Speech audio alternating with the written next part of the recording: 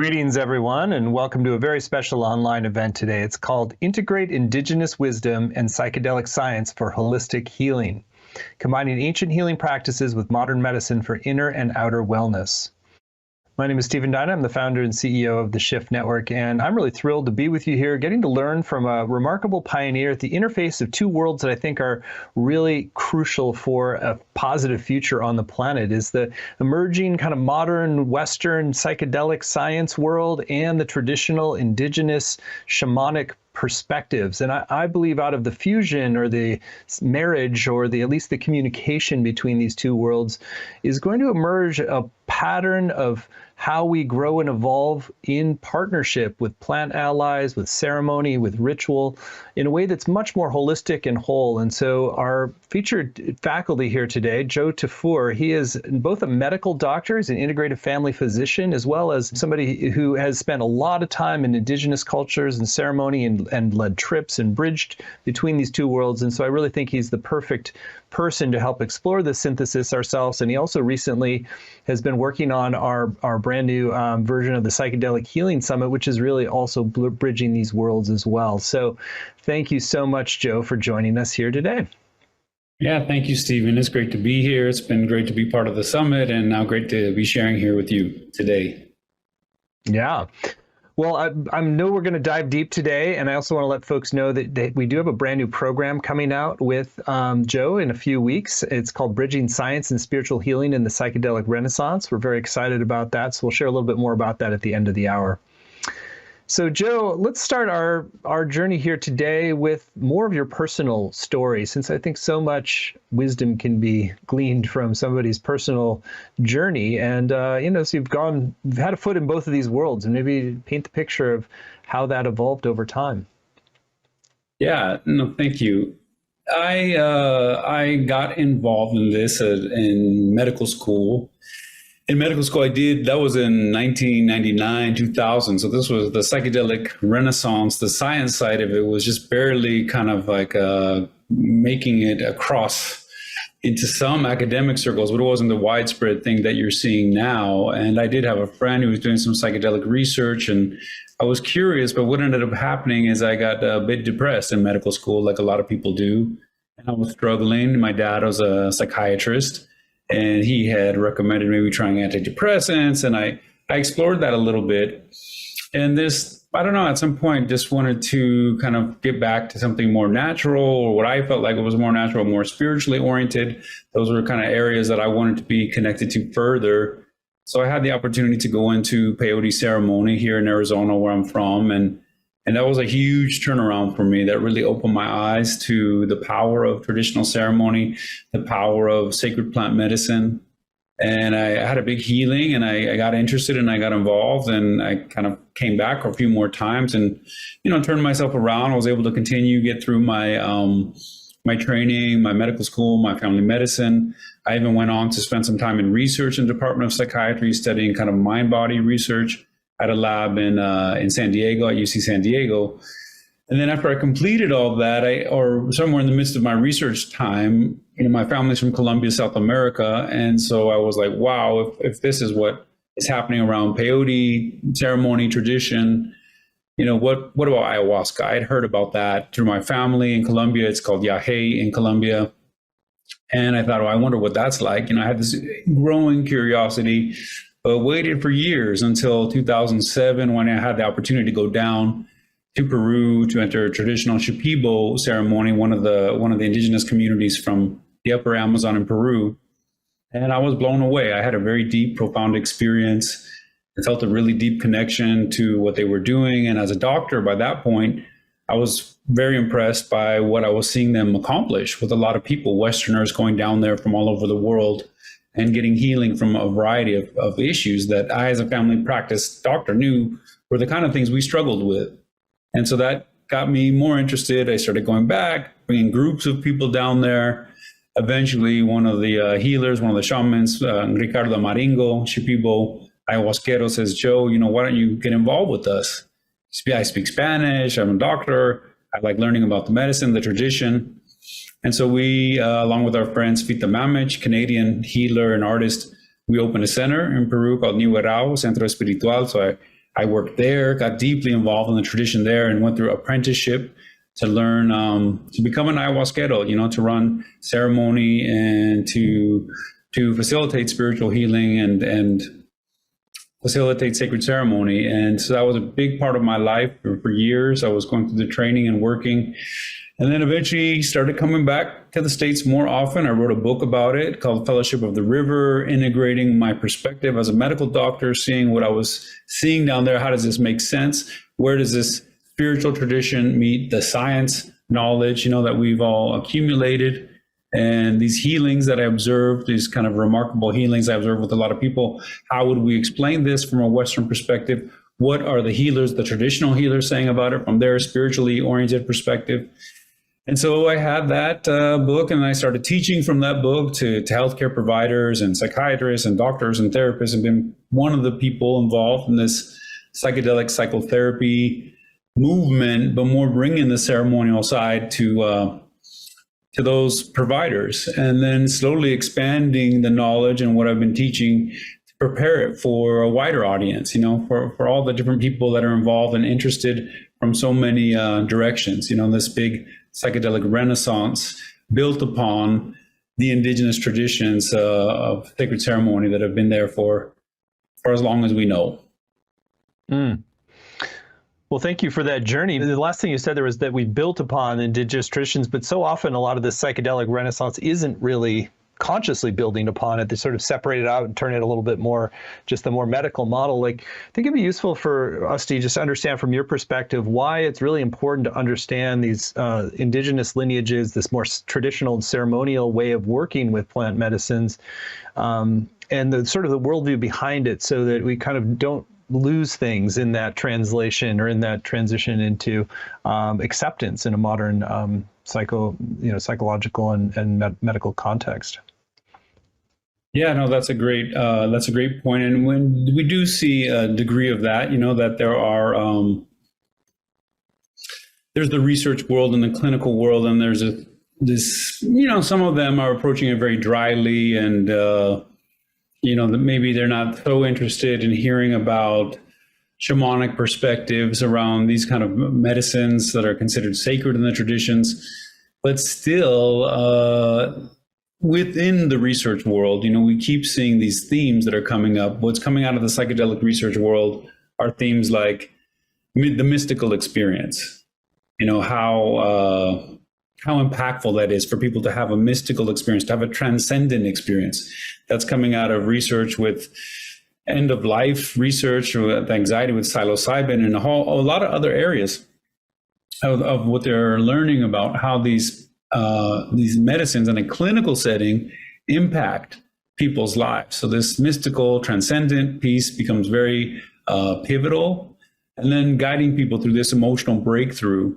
And when you look at some of the research, for example, the psilocybin research for tobacco cessation, and you see kind of the summary of what are the themes that these people go through in these sessions. Because as much as you might try to paint these sessions as these dry experiences, they put on the mask, they got the headphones, and we left them, who knows what happened? Well, everyone who's come this far with it, who's kind of had some experiences with these psychedelic substances, knows that a lot happened to those people. And a lot of profound things happened.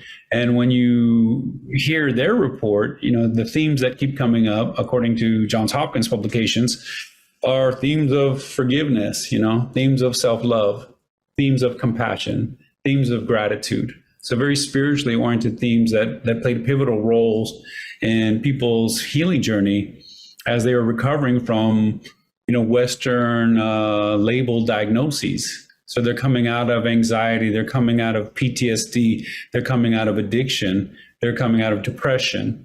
And across the board, they're on a spiritual journey where these emotional breakthroughs are happening, where people are having mystical experiences. And as they learn more and more about what's happening, and you start doing all this cross-referencing of the data, say, okay, wow, we've got this new body of research around the way MDMA can help people.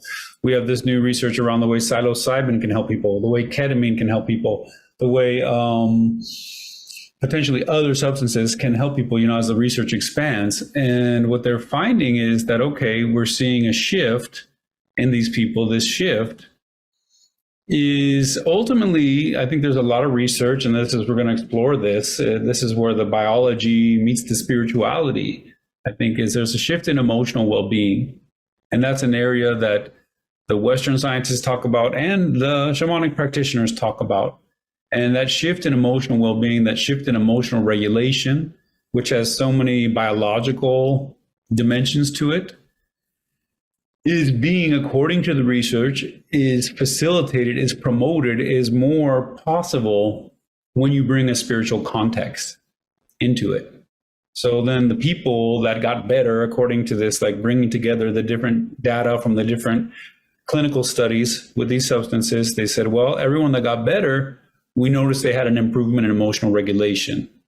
But everybody that had an improvement in emotional regulation, actually, that was driven by an improvement in their spiritual well-being. And so again and again and again, the research is pointing to this reality of the power of a spiritual context when working with these kind of medicines. So there's that from the research. Then, of course, you have people's experiences going through it. And so many providers that, for instance, are coming to the courses that I'm giving in other settings, they want to learn about shamanic teaching, about ceremonial knowledge and wisdom, because they're encountering things that they have not been prepared to encounter through their Western perspective. And these things keep coming up, in this setting when we invite these psychedelic substances and sacred medicines into the clinical setting. And so they want to hear it. The providers feel like they need more guidance because they're entering these spaces and places that they are not sure what to do with and how to help people through. And then you have the research showing us that actually to get better results, like it seems crucial to provide a functional spiritual context to help guide people through. And so for those reasons, it becomes very clinically relevant to understand and learn from the traditions.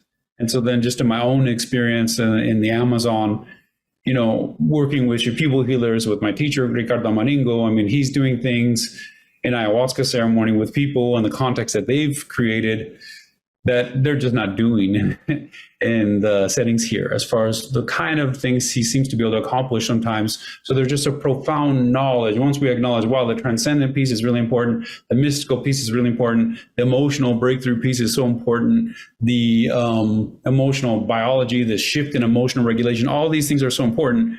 How do we promote that? And so we have all this experience, multi-generational experience going way back when, of how we can work with these medicines, work with these substances to encourage that. And the traditions, they have a very deep experience with that. So for me, it's extremely relevant. And like all medicine and all forms of healing and spiritual healing, the goal is some kind of result, helping somebody to wholeness, helping somebody to further on their spiritual path, or perhaps, improvement in some aspect of their physical, their mental, their emotional, their spiritual well-being. And so the tradition and the ceremonial approaches, I think they bring so much to the table when it comes to that. I completely agree. And it's a powerful case that just the results alone of having a spiritual context are merit looking deeper into it. So I wonder if that paradigm shift to a spiritual or sacred context for working with plant medicines, I wonder if you can articulate a few of those things that are part of the traditions and lineages that really are not with the sort of more pharmacological, like, oh, here's a substance that's going to create this experience and heal you, versus like how traditional healers will tend to work with sacred medicines. Yeah, I think there's a lot of differences. First is the way we treat the medicine, first and foremost. So traditional approaches are very relational. They're very relational, and they're also very conscious of, basic reality of the interconnectedness of everything. In other words, where did this thing come from? What's going to happen to what's left of it when we're done doing what we're doing?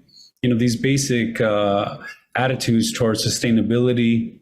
And so there's a reciprocity of being grateful to the medicine. You're working with ayahuasca, there's people that make offerings and they have a plan, from, in some cases, in some cultures, from the moment they're harvesting the medicine to while they're cooking the medicine to preparing the medicine, praying for who the person's who is it going to be for? What are they coming to the healing for? Considering all those kinds of things, and then meeting the medicine in reverence. So there is a reverence that is kind of like acknowledged through many traditions. My colleague Belinda Aracho, local Native American woman here who's helped teach on these topics, always makes that point, that this reverence of being able to greet the medicines with humility, with love, and coming into that kind of relationship with it, that there's all this other possibility. If you just crash into some psychedelic experience, like, oh, who knows, what's going to happen? All kinds of chaos, might be unleashed. But the tradition teaches that if you prepare the space, not just, whatever pillows and the right music and things like that, but there's many degrees of that, of preparing the space, offering and including and acknowledging, all the spirit of that particular location, of the ancestors, of the plants, of the animals, of the nature that's there, asking for permission to open up such a space. In Nihuerao and in Peru, the Maloca, the ceremonial space where we do the ayahuasca healing or work with ayahuasca in sacred ceremony, is a portal. It's considered a portal. It's a place where this other access to other dimensions is opened up. And so there's all kinds of protection to go around that. There's also kinds of considerations, as I said, like around permission and acknowledgement of the spiritual dimension that is going to influence that space. Then there's, the way that people come to it. So of course we have this idea of setting in the clinical side of how people prepare their mindset and they're getting ready to deal with it. And then they're going to go through the experience, but then there's an energetic aspect to the experience that the Western side maybe is more, timid about discussing, but this energetic side of what it's like to work through the energies of our past, for example, the energies of trauma, the energies of memories, the energies of so many experiences that we've had, or maybe that our ancestors have had, that somehow are affecting us or influencing us, or the energies of the spaces and the places that recognizing the importance of addressing all of those things as we move into the experience. Then during the experience, the psychedelic psychotherapeutic model is very supportive, and that can be very effective, just helping people. Then there's the shamanic model. The shamanic model is like, okay, we are going to interact with the person energetically during their journey in a way that we hope will help them get through their journey and get the most positive results possible, and also guiding them through our own relationship with the medicine. And we can facilitate and ease their relationship with that medicine, helping them to gain access that maybe it would be hard to gain access to without more experience. So guiding people through the relationship once again. So the relationship is so core. That goes on, and then that continues. And then there's the context, so the context, the larger context, as far as what kind of, there's the set and setting of the actual journey, but is that happening in a larger context? In the Shipibo tradition, for example, a lot of the ayahuasca ceremony, at least what we were offering at the center in Peru, was within this extended retreat context. So we are learning from the Western science that yes, there's this afterglow period. Yes, there's this period afterwards where maybe there's more plasticity, more ability for the body to change, more permeability of certain things, malleability. But how do we hold that? How do we follow through with that? Are we sending somebody home in an Uber from a ketamine clinic, or are we holding them, in a natural setting for days afterwards and watching over them? And again, the shamanic perspective, my Navajo friends here in Arizona, they're praying for their patients throughout the process and afterwards. So those are some of the examples. I mean, there's more and more examples, but those are examples that are traditionally believed to be impactful in people's journey and their healing path and their attempts to grow spiritually, that all those factors would help contribute to that.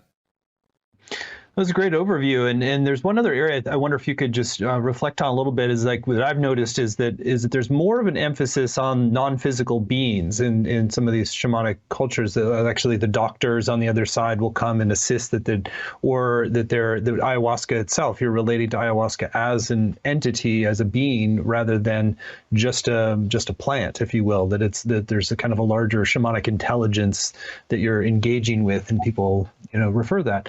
And I think that's a kind of a bit of a paradigm shift coming out of a more psychological, medical kind of background. And so I just wonder if you can reflect on that. Yeah, I think that, it's about like our essence, so I was just happened to be reading through this Kurt Vonnegut book the other day. I was like, oh, Kurt Vonnegut, I haven't seen his writings in a long time. And I just ran into this phrase, he said, what is the soul? What is the soul? It's like, oh, well, the soul is that part of you that knows your brain isn't working that well, and the brain isn't working right. So there is a part of us that exists beyond our mind, beyond our psychology, and so that's the first thing that should entertain, from the Western perspective, that the psychological model is not complete, doesn't really explain everything about who we are and how we are alive, and so many of the things that happen with us and inside of us and between us.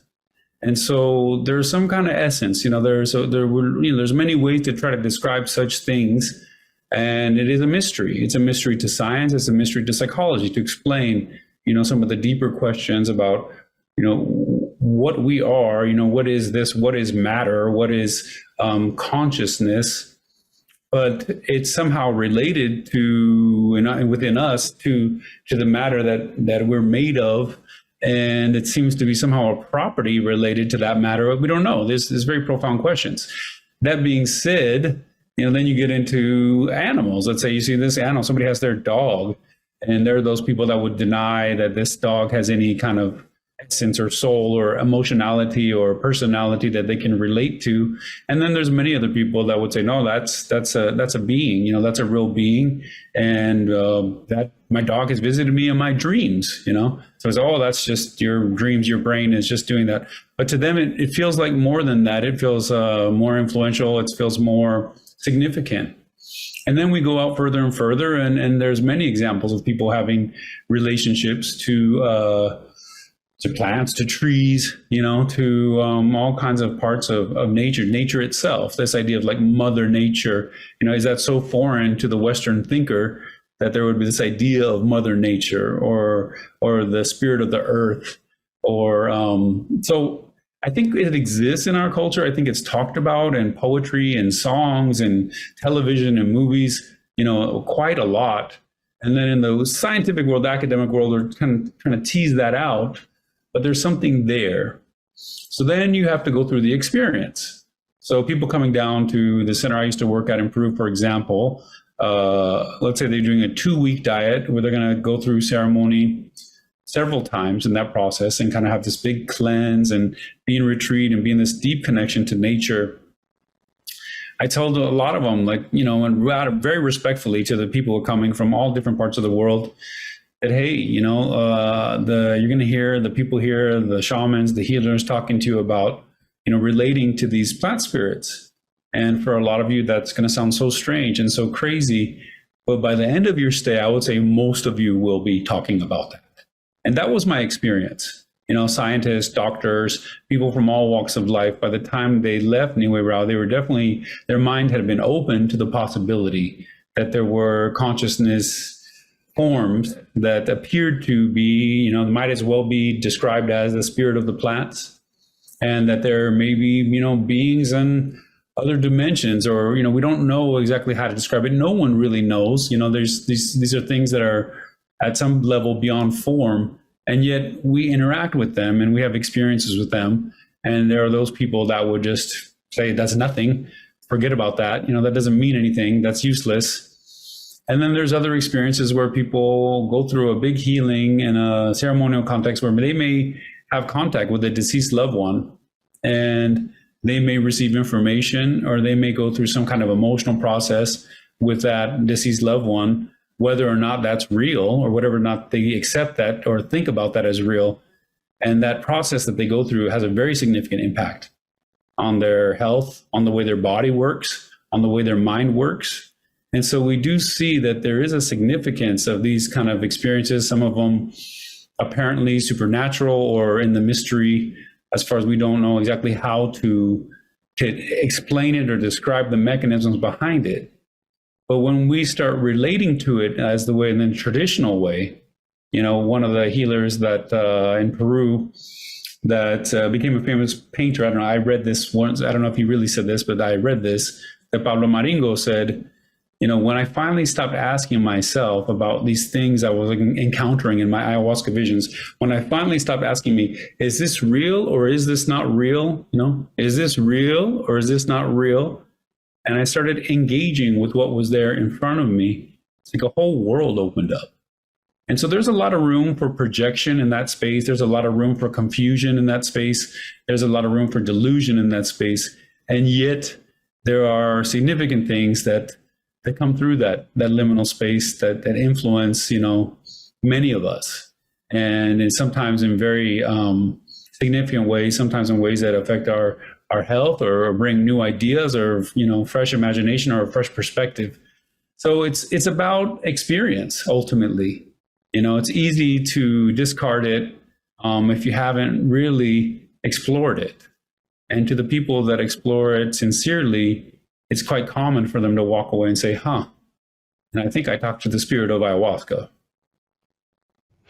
I love the nuanced and really illuminating way that you talked about that, entering of different worlds. And on the other side, what are some of the things that the more modern medical and psychological perspective have to add to the practice of working with sacred plants?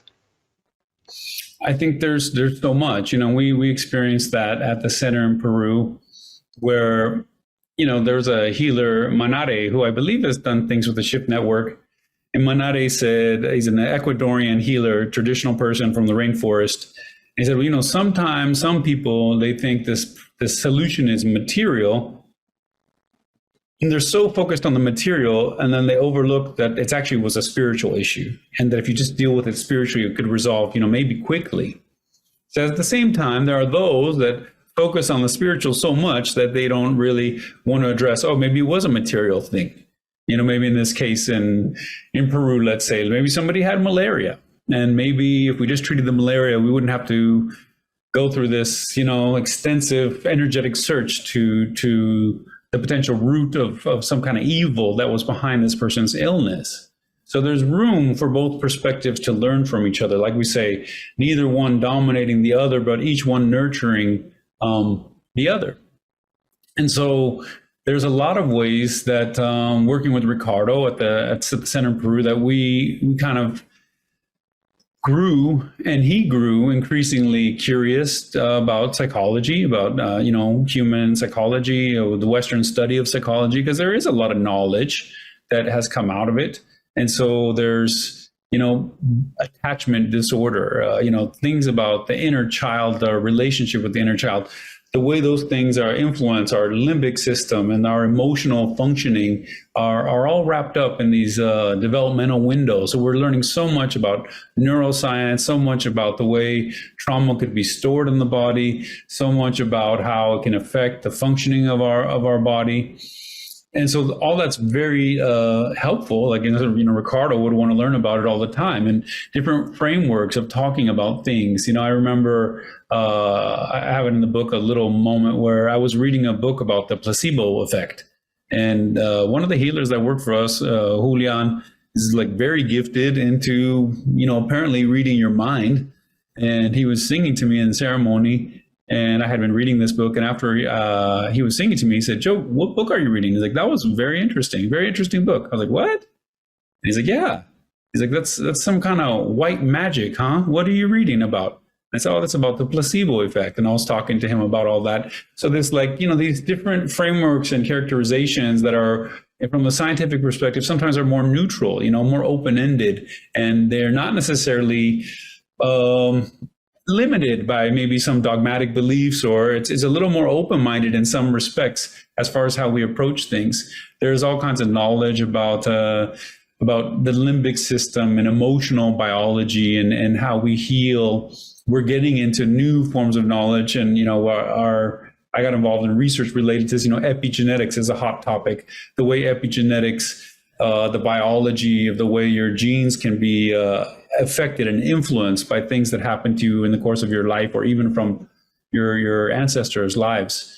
The way that biology is impacted by emotional trauma, and the way that healing could release some imprints that maybe no longer are serving you. We're learning all that kind of stuff. So it's helping us to see, what kind of problems maybe this is good for. So if you see this certain problem, you realize, okay, according to the framework, this may be more applicable here or there. So I think there's so many ways that both sides can learn from each other. Great synthesis. How does this all connect with the prophecy of the eagle and the condor, which I know you've dedicated a lot of time and energy to really sharing with the wider public and also advancing in different ways? Yeah, no, thank you. Yeah, so there is this prophecy. There's this prophecy of the eagle and the condor, and I want to share a little bit about the story of it, and just for fun, in the upcoming course, there is going to be some singing. There's Icaros, it's the healing song of the Shipibo, and it's part of how we connect to the energy. It's part of how we work in ceremony, and it's also something that we consider sacred. So I'm not like always singing Icaro here or there, but I just want to take a moment to pause, to reflect, and kind of shift the energy a little bit, to talk about this prophecy that is, so timely right now, when we're just coming off the Psychedelic Healing Summit with Shift. We'll talk about the psychedelic renaissance and these perspectives coming together, traditional perspectives, indigenous perspectives, and then all these scientific and clinical perspectives. And it's a lot about this path of the eagle and the path of the condor, and this path of the mind and this path of the heart. And as I talked about how, when people say, what is the soul?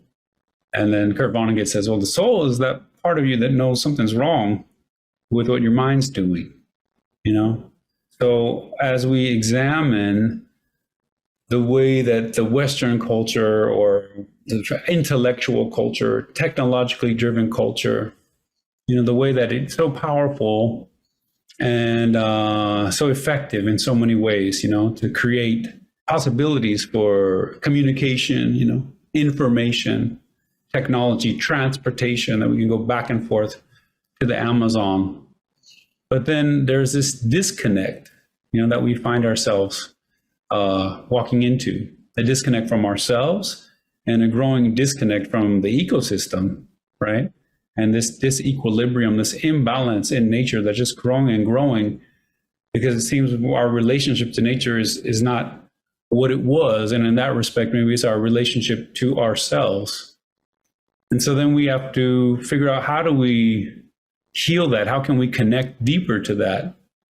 And the tradition, the condor, this path of community, and I'll tell a little bit more about that in a moment. Community and connection to nature and connection to spirit, connection to heart, connection to the soul, connection to the spiritual dimensions through our inner being, as it's kind of interconnected with everything else, including the ecosystem and the larger universe. So how do we heal that? How do we bridge that? So for us, it's eventually these kind of things, we teach it in classes and we learn about it, and that takes us forward.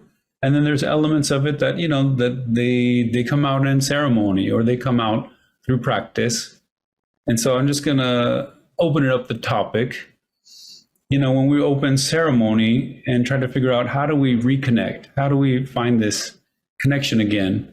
And it's about reconnecting to the moment. To the moment is where we feel the energy. And so our mind sometimes distracts us, from the moment. And so we use songs sometimes to really engage people's energetic consciousness, their somatic consciousness, their emotional being, so that they bring those things online, not just, what they're thinking about, So just ancient people tradition and ceremony starts out, the breath. The breath is so sacred.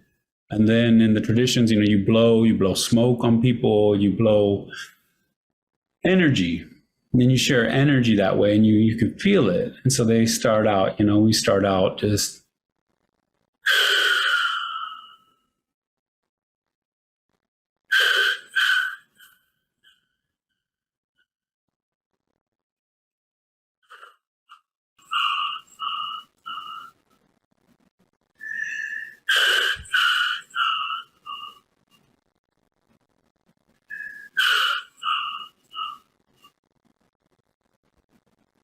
and then song becomes a way to bring energy through our breath, bring our spirit forward, to share it in a way that you could try to share a feeling.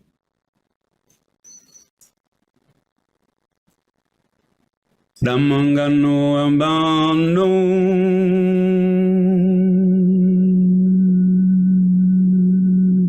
Damangano amanung Damangano ambano.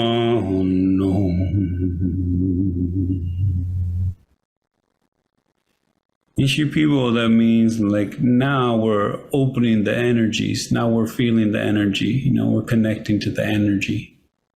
So in that kind of place, we just take a deep breath.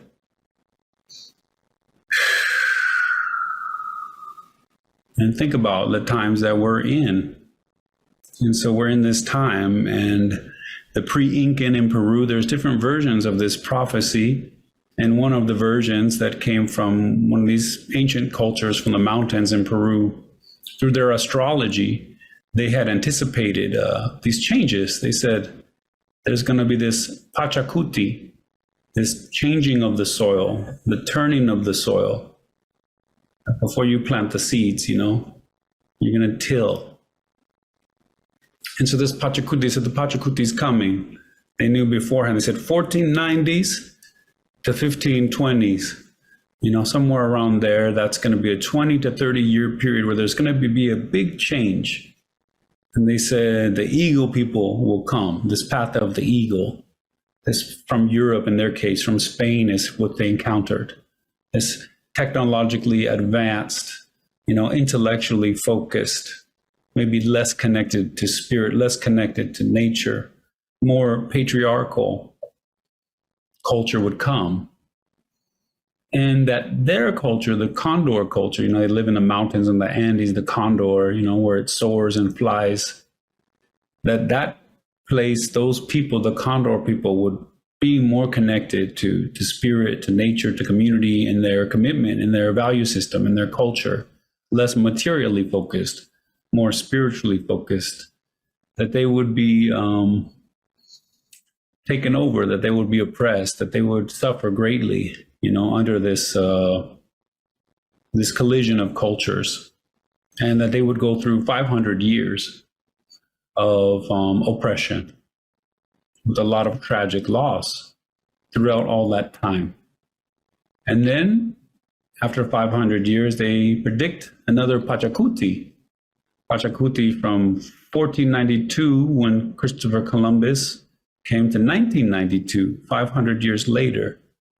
And there'd be a new Pachacuti, time of the changing of the soil, for about 30 years, till 2022. And now we're in the post period. And so as this Pachacuti unfolded, the idea is that the eagle people, that culture, this Western culture, would start to feel too heavily the alienation, of this disconnection to community, to spirit, to nature, and start having problems, big problems, mental health problems, existential crisis, you might call it. And they would start looking beyond their culture. There was the arrogance of the path of the mind, that they were going to figure everything out. If they could just figure it out, they're just one thought away from figuring it out. But like my Navajo friend Daryl Slim says, as they try to figure it out and they think they're just one thought away, by the time they're done, they're 24 thoughts away from the one place that they ever felt joy, which is in this moment. And so they have to ask for help. And the people of the Condor Path, like the Shipibo people, or these Quechua people, or so many other tribes, indigenous communities all over the world that are still grieving their losses, many of them very resentful for what their people had been through. And yet, in the face of this crisis and this change, ecological crisis across the globe, according to the prophecy, a lot of this was taught to me by Don Oscar Miro Quesada, who also is teaching here at Shift, that they decided in the face of this ecological crisis and being on this brink of so much destruction in the world that they had no choice but to open their hearts again, to share a compassion and to try to teach and share with others, other cultures, their medicine, their tradition, their sacred ceremony. And so that's where we are now. And people like Ricardo Maringo and so many other teachers and the teachers that are offering in the Psychedelic Healing Summit, offering their medicine and their tradition again to try to help the Eagle people. And then in exchange, they start helping each other. The mind humbles itself and the heart opens. And together, then the eagle can soar and the condor can soar and they can fly together. And so the belief is that it's a call to action at times that we are in, and that we need to move into a universal spirituality. And that part of that is this same story that we've been talking about all this time about bridging science and spirituality. And that's all part of the same movement. And that unless we can bridge those things, unless we can learn to bring the eagle and the condor together, to soar together, then the problem will continue. But if we can figure out how to bridge, how to integrate, then there's a whole nother level that, we are only just going to learn about, just the beginning, a new hope, or how to move forward. And so that's what the prophecy is about. And for us, it's like, I'll just finish out with a little song to finish it out and get back to the conversation. Hangung jamananging dao, hangung jamananging ging, hangung jamananging ging.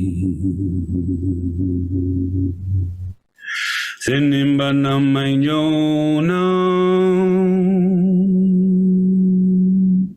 para mai jono jaman bara mai jono jaman.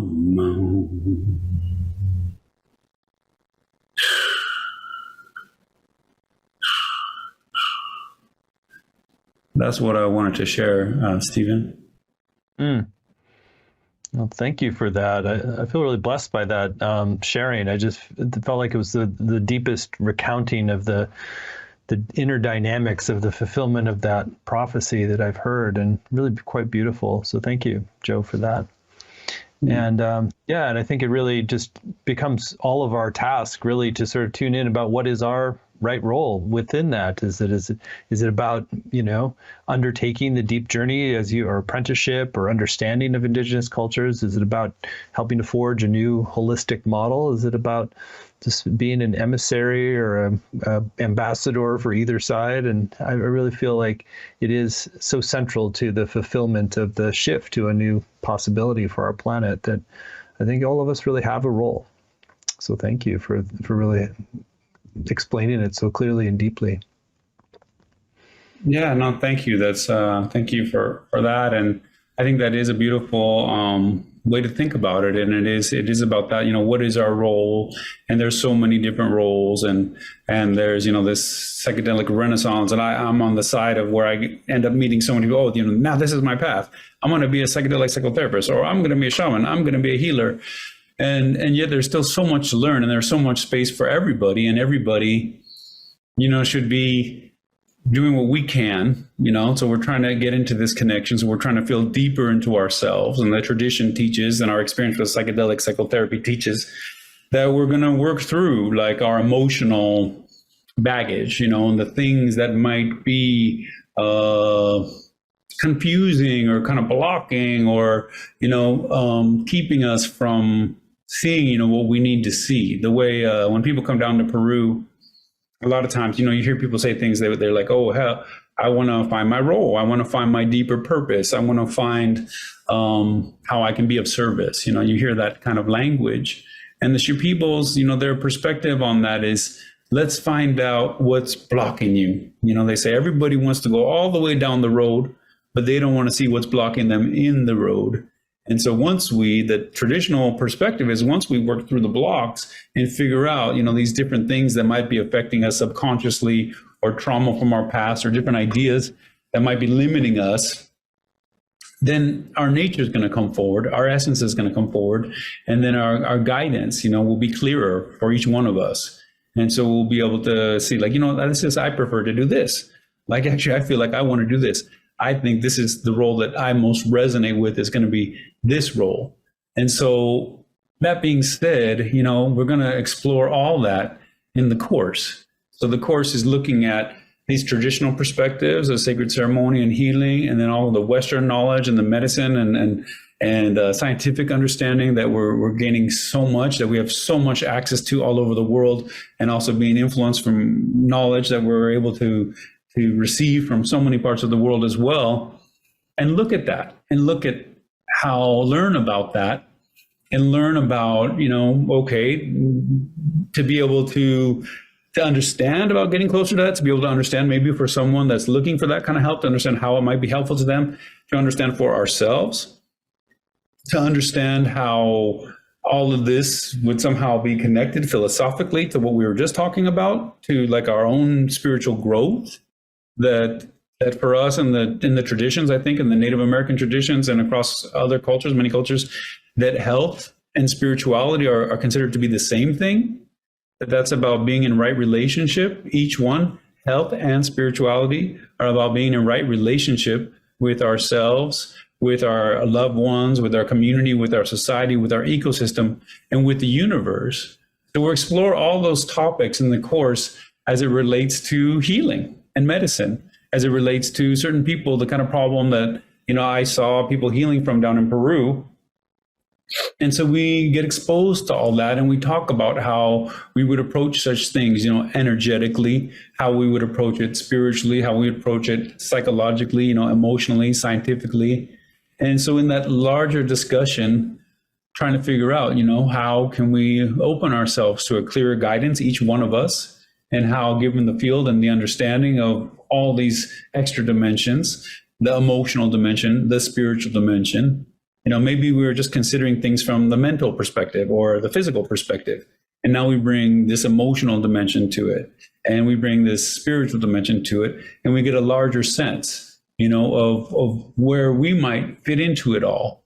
And so that's the goal, is to walk people through a growth, some opportunity to grow, as well as some opportunity to heal, some opportunity to reflect, to reconcile, to expand their awareness, to open like a legitimate or like a evidence-based, interest in loving themselves deeper, and opening themselves to gratitude and grateful to spiritual energy in addition to the material that we receive, learning about how forgiveness can affect our biology, how compassion can do the same. And so it's just, I think it's just a big opportunity for people coming in from all different angles to learn a lot more about this kind of nexus of science meeting spirituality, Western culture meeting indigenous tradition, and healing, finding its place as a being an opportunity for an integrated whole, to be whole with everything, to understand how interconnectedness can help us grow and heal. Well, thank you for that beautiful context for your upcoming course and understanding like how do these three threads weave together. And so let's share a little bit more explicitly about it. So the course that Joe is referring to, again, I mentioned earlier, is called Bridging Science and Spiritual Healing in the Psychedelic Renaissance, Indigenous Wisdom for Deeper Healing of Self and the World. And it's really positioned as the confluence of these two currents, the eagle and condor, and that represents symbolically, and the wisdom that each can carry to create a more synthetic, holistic paradigm for how we engage not just psychedelics, but really our life as a whole. So we're really blessed that Joe is teaching this program. You can find it all laid out in detail at indigenousintegrativehealing.com, indigenousintegrativehealing.com. It's a 7-week program. There's no prerequisites. You don't have to be a clinician on one side or deep in shamanic studies. It's really about your interest or your sense of your heart is pulling you in this direction. There's a curiosity, there's a deepening. You want to see where this path can take you. And I think Joe is really, one of the preeminent emissaries for how to do this synthesis right and how to sort of blend these streams and marry them in your own heart and life and integrate the different traditions in a way that is really honoring and that is going to create a path of balance and wholeness and sacredness.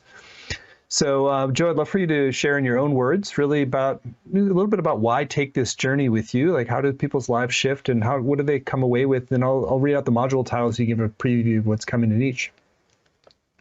Okay, so yeah, it's a journey. Like the original planning of this class was kind of following the journey I describe in my book, The Fellowship of the River, which was a journey that is my own journey from being a doctor and getting into traditional healing and learning to work in ceremony that way. But then, so it's telling that story, and also the story of these cases, that get presented as we go, learning about, oh, this person came with this problem and this person came with that problem. And then each one of those stories becomes an opportunity to learn a little bit deeper about, integrative medical theories of how emotional trauma, and energetic disturbance can lead to mental and physical problems, and then how that maybe relates to our biology, our physiology, our biochemistry, and how that bridges, science and spirituality. So that's the journey, and each step is going deeper. We're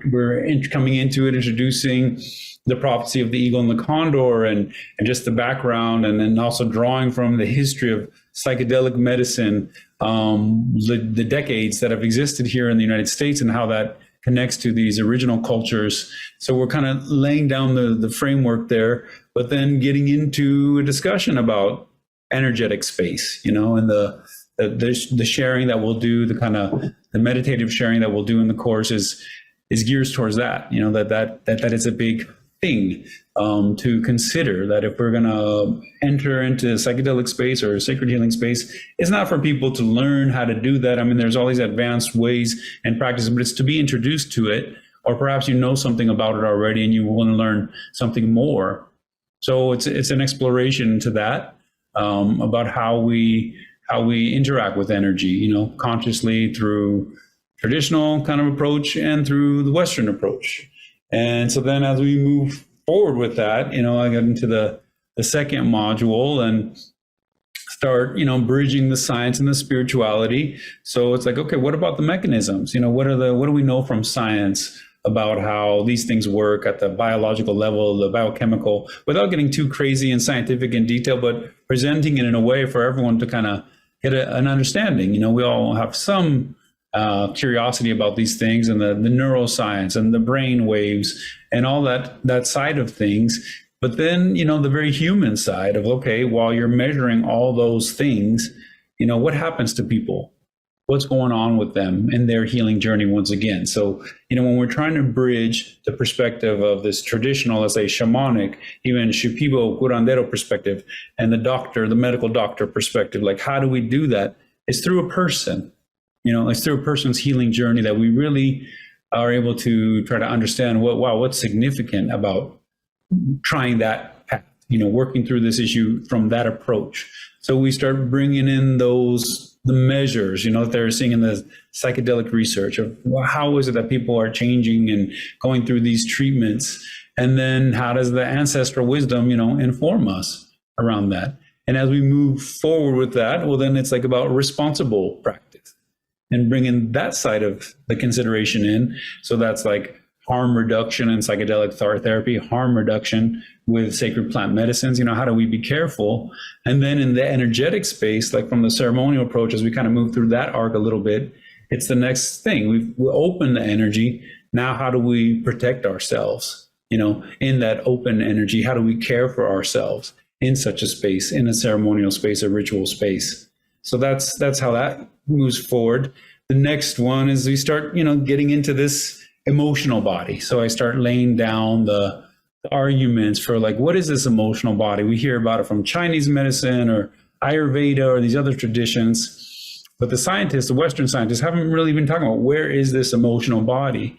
And so I start laying down my arguments for where is this emotional body, the part of us that senses and feels that we experience, our sensorium, which is such a core part of our being and our relationship to self and to the world, is a lot of it has to do with how we feel. So really getting into that, and as we go inward with that exploration and learning about that, then we encounter trauma, we encounter things that disturb us inside, that we realize, oh wow, this is maybe where I might need some healing.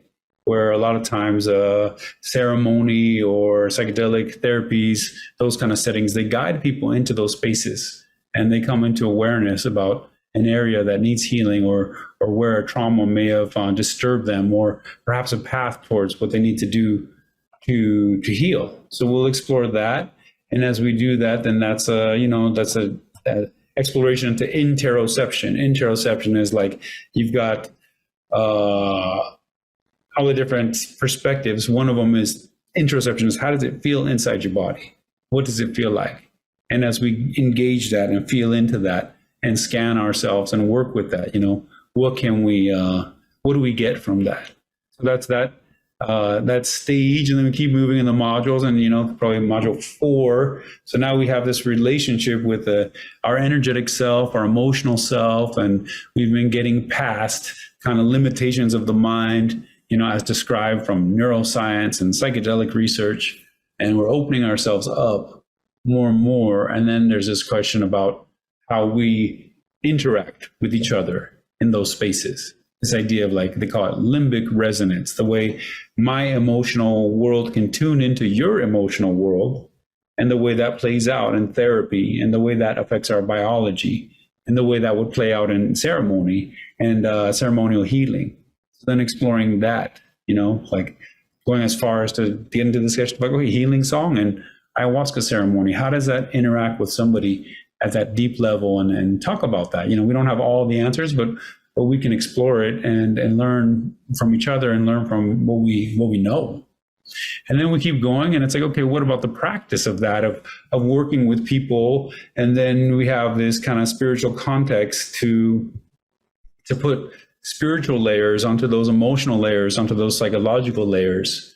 So helping people work through inner child stuff, helping people work through early life trauma, and then integrating that with traditional concepts of, soul loss and soul retrieval. And how does that relate to all these models? And how can you help people in an energetic space, in a ritual space, in a ceremonial space, at least to consider, the way those approaches might help people make gains, find ways to become more whole. And so then we'll work into that, so then it'll be about healing song, and talking about healing song, maybe example of healing song. And so we're going to share that as well. And then as we keep going, it's like, okay, advancing the understanding of spiritual healing.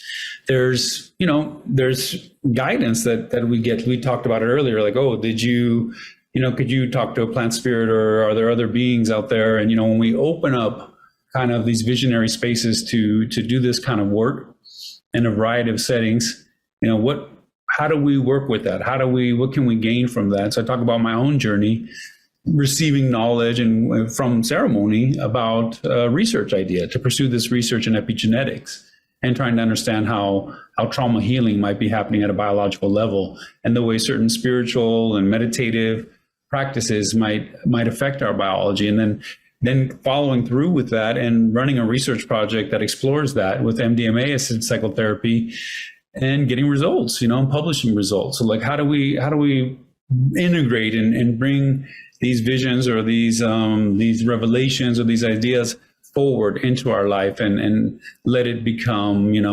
wisdom that has to be tested against the reality in which we live, in the community in which we live, the life in which we live. And so as we are in that space exploring that, then it's like, okay, let's do a little practice of working on ourselves. Now with all this understanding, like what if we were to kind of focus on ourselves energetically and try to cleanse ourselves or come up with practices that we could work through that and feel into that. There's a lot of Colombian traditions that are focused on that in a sober state to walk people through different kinds of healing practices where you can try to clear your own energy body. So we're going to bring that into that discussion. And then we'll finish it out, just kind of wrapping it up and summarizing and trying to integrate the whole story and having the experience. We'll be having a few small group discussions. There'll be a lot of chance for question and answer and interaction. So as we kind of evolve as a group and start coming to the summary points, then it slowly becomes about how do we close, energetic space, close ceremony, close that space and say, okay, now that part is done. We've sealed it. We've protected it. Now the real work of carrying it into the rest of our lives. That ceremony is about guiding us into how we conduct ourselves in the rest of our lives and how we can integrate, deep healing experiences. So that's kind of, some of the general ideas that will be presented over the modules as we go through the course. Well, it's a really powerful and unifying and integrative approach that you've offered here. And it's really clear it's just sourced out of your direct experience and working with bridging these lineages with modern and ancient lineages. And it's really going to be such a powerful offering. So I'll share a few more things about it. So again, you can find all the details at indigenousintegrativehealing.com. In addition to what Joe shared, there's more details on modules there. There's also, you'll get not only the 7 90-minute live sessions with Joe, it's going to include interactive time, Q&A time. You'll also get recordings, video and audio of every session, as well as word-for-word transcripts to work with, study, and highlight. You also get some small group time, as he mentioned, weekly exercises. There's a Facebook community to deepen your sense of community. Plus, there's a live bonus Q&A that is a live video with Dr. Joe. You're going to see that on the page at indigenousintegrativehealing.com. And there's a special bonus that you get when you sign up by midnight tonight. This is very cool, bridging two of our most exciting verticals. There's John Stuart Reed, who teaches a lot about the science of sound healing. He's a vibrational healing expert. It's not something we went into, but some of the traditional cultures have amazing sound medicine that is songs, but it's more like a technology of actually working energetically to shift you and to heal you of things. It's really quite remarkable. So Joe's going to be, or I guess has already recorded an interview with John Stuart Reed, who's an expert in this arena, and that's a special bonus you get when you sign up by midnight tonight. And Joe, you want to share any highlights from that interview? Yeah, no, that was fascinating. It's just such an interesting area that taking that, bridging science and like you said, all these traditional practices and Shipibo tradition in the Amazon, the Ikaro, and it's so focused on vibrational healing and trying to interact with the vibrational energy of the body, of the being, of the person at so many different levels. And then to be able to talk to somebody who's really studying that from from a physics perspective, and also still has these images, like that certain energy, certain frequencies, being able to bring that to life in some visualization of these beautiful sacred geometric patterns that, are reflected by the sound. So I don't know, I thought it was a very fascinating exploration with him, and it's just fun that even goes on, that this is a setting at the shift where it's like, oh wow, we have somebody who does this and somebody who does this, and let them talk to each other. So I found it to be really a beautiful conversation, very inspiring. Cool. Well, that's the special bonus when you sign up right away by midnight tonight. So we've kept this investment for this program really accessible. It's just 3 payments of $128, or you can save 10% when you pay in full with one payment of $349. The course starts on June 13th, and I encourage you to go over to the page at indigenousintegrativehealing.com and spend some time with it, really to soak it in, read through the testimonials. It really gives a sense for just how powerful the synthesis is for people to really understand understand and be able to work with plant medicine traditions in a deeper way, or to, if you're working in any other context, that you just have a deeper understanding of the whole holistic way to hold healing in general, and particularly healing that involves powerful catalytic experiences. So you're in good hands, and you're going to learn a lot and open up some new world spaces, and you're going to, I think, have a really powerful new set of tools to move forward with. So again, you can find all the details at indigenousintegrativehealing.com, indigenousintegrativehealing.com, and you get that special dialogue with Joe and John Stewart Reed when you sign up by midnight tonight.